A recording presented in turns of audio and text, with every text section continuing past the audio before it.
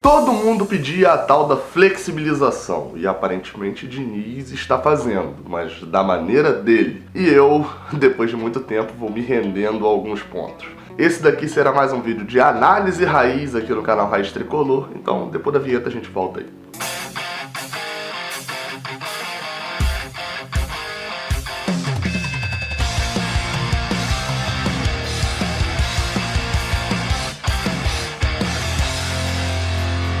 Seja bem-vindo, você guerreiro, você guerreira de todo o Brasil, de todo mundo. Aqui é o canal Raiz Tricolor, eu sou o Gabriel Amaral e hoje, nessa quinta-feira, dia 15 de agosto de 2019, uma notícia aí nessa manhã, né, da quinta-feira, eu diria que, não vou dizer que pegou muita gente de surpresa, mas provavelmente animou muitas pessoas, já que foi divulgado aí que Fernando Diniz testou pelo menos a formação no treino de hoje, com Caio Henrique vindo pro meio. Com a volta de Matheus Mascarenhas, que é lateral esquerdo de origem, mesmo de ofício, ele tem uma outra oportunidade ali pela esquerda, e testou o Caio Henrique no meio, que é algo que os torcedores pedem há bastante tempo. E bem, essa foi a notícia, só que eu aqui agora vou fazer uma análise aí. Esse vídeo deve ter em torno de 10 minutos, mas se você quer ver análises mais aprofundadas, tendo um debate, uma mesa redonda ali conversando com outras pessoas, tem um podcast. Pra você que não sabe, podcast é um programa de áudio. Então, você vem aqui embaixo, no comentário, aqui no primeiro comentário tá fixado o link pra você ouvir o podcast do Raiz Tricolor. Tá lá eu, o Vitor Veríssimo do Sem Habilidade, o do Olavo do Sem Mirandagem, Felipe Lins também, que é padrinho aqui do canal. Enfim, tem esses quatro aí que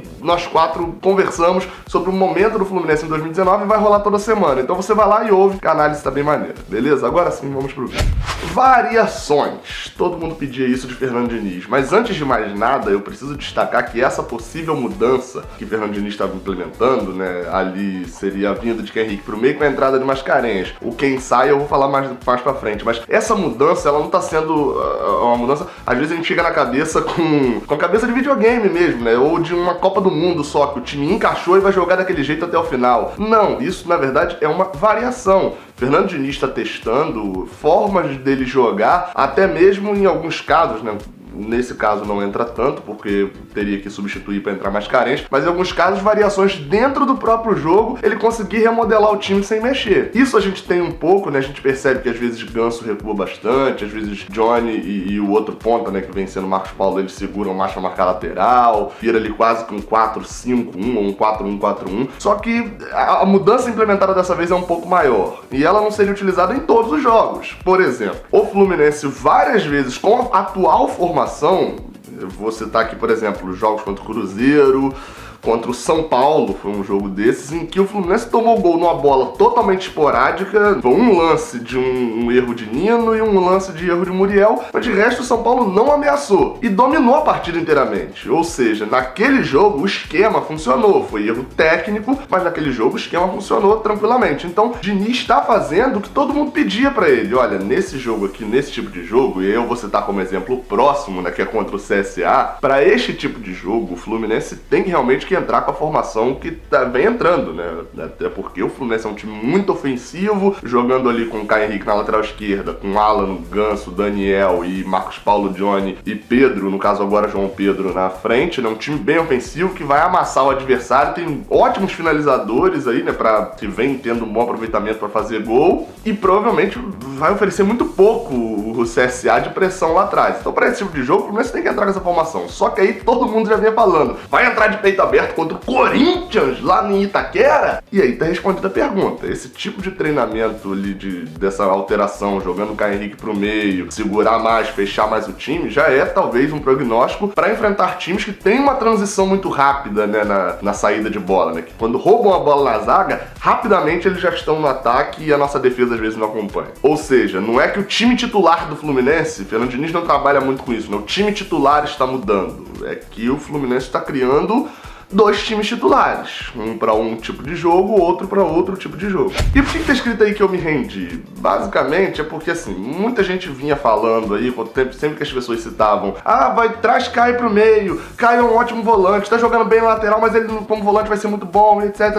Eu sempre falava, meus amigos, vocês estão pensando em colocar Caio Henrique no meio, vai melhorar, beleza, um jogadoraço, só que a lateral esquerda vai entrar Marlon. Vocês estão sabendo que Marlon é um jogador que não rendeu nada nesse esse ano, vou focar só nesse ano. Marlon foi pro Boa Vista de Portugal, tá lá emprestado, e o Fluminense ficou sem lateral esquerdo nenhum. Aí deu uma cessada nisso porque realmente não tinha o que fazer na lateral esquerda. E o título Me Rendi é porque mesmo com a volta de Mascarenhas, eu sempre pensava, a gente vai ficar muito vulnerável na esquerda, né? O nosso lateral atual, que é o Caio Henrique, ele marca muito bem. Mascarenhas, não vejo ele como um jogador bom, um bom marcador, não. E é claro, a gente tá acostumado a ter um lateral esquerdo sensacional. Pra mim, hoje, o melhor lateral esquerdo do Brasil. Só que é fato de que o meio de campo do Fluminense tá precisando de uma proteção muito maior hoje do que propriamente uma lateral esquerda, né? Mascarenhas, ele pode marcar um pouco melhor do que aquele buraco que tá ficando em contra-ataque. E isso coloca o time, nessa entrada de Mascarenhas no time, coloca duas variações possíveis, pelo menos pra mim. A primeira delas, que é uma mudança sem mudar muito a estrutura do time, né? Colocando mais só uma mudança de peças e com isso mudar o jeito de jogar, que seria a entrada de Mascarenhas na lateral esquerda e o meio de campo formado com Alan, Caio Henrique e Ganso. E aí na frente a linha de 3 atacantes. Nesse caso, quem sairia era Daniel, e é talvez o grande pedido da torcida. Só que o Fernando Diniz sempre cita de que Daniel é o jogador que mais entende e mais bem executa a saída de bola ali dele, né? É o jogador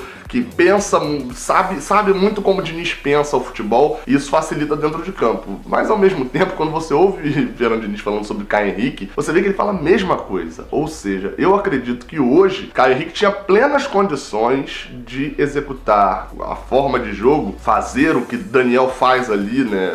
A execução dessa saída de bola, do vir buscar, do participar, do soltar a bola rápido. Conseguia fazer isso com mais qualidade do que Daniel faz. Ou seja, se fosse hoje para mudar esse esquema e trazer Caio pro meio, eu veria essa como uma boa opção. A segunda variação, que é inclusive aqui o Fernando Diniz treinou, né, segundo as informações, já muda um pouco mais a estrutura do time. É a entrada de Mascarenhas na lateral esquerda, com Alan, Caio jogando de volantes, imagino eu que o Alan jogando mais atrás e o Caio mais na frente, mas enfim, os dois ali pra mim tem cara de segundo volante, mas atuam como primeiro, então seria Mascarenhas, Alan, Caio, Daniel e Ganso, e na frente hoje seria Johnny e Pedro. Nessa mudança seria estranho porque Nenê, Wellington Ney e Marcos Paulo iriam pro banco, ou seja, um banco ofensivamente falando sensacional, a gente teria, ele realmente é o famoso teria elenco, e lembraria uma forma como o Fluminense jogou lá contra o Bangu, que até hoje pra mim é a melhor atuação de Caio Henrique no Fluminense. A estreia de Ganso, o Fluminense também entrou com um meio de campo parecido, só que no lugar de Alan foi Dodge que jogou, tô falando isso de cabeça, mas eu tenho quase certeza que é mesmo. E aí o meio de campo entrou com Caio,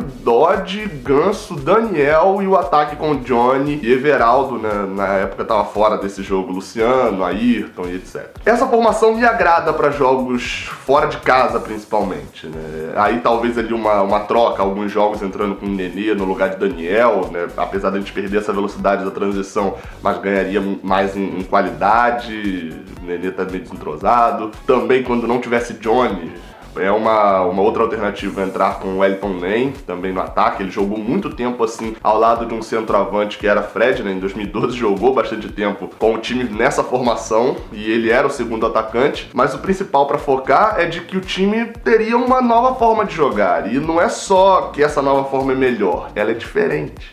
É fato de que o Fluminense não vai mudar da água pro vinho com essas alterações. Isso, pelo menos pra mim, é bem claro, até porque o Fluminense hoje não é água. O Fluminense hoje é um time que tem um bom volume de jogo, tem uma boa criação e tá tendo alguns problemas defensivos. Ou seja, não é a água total, não é o CSA. Ou seja, a gente não precisa ver um Fluminense totalmente diferente. E até mesmo dentro da estrutura de jogo, algumas coisas vão permanecer. A saída de bola provavelmente vai manter muito parecido com o que tá hoje. As linhas altas, né, dificilmente o Fluminense vai jogar compacto atrás para poder sair rápido. Eu acho que o Fluminense ainda tem essa dificuldade, muito mais por peças do que por propriamente estilo de jogo. E claro, também a questão da zaga, da gente ter uma zaga que só tem 3 jogadores hoje, né? Não existem contratações realizadas no momento para isso. E é uma zaga que algo que eu reparei aí nessa semana e vai ficar solto aqui nessa análise pra você dar uma olhada. Olha todos os gols do Brasileirão e veja quantos gols foram em contra-ataques, né, ou erros de saída de bola. Agora vai ver em quantos gols a gente tomou em cruzamentos e rebatida da zaga, né, a zaga dá aquela espichada pra entrada da área e sai o gol adversário.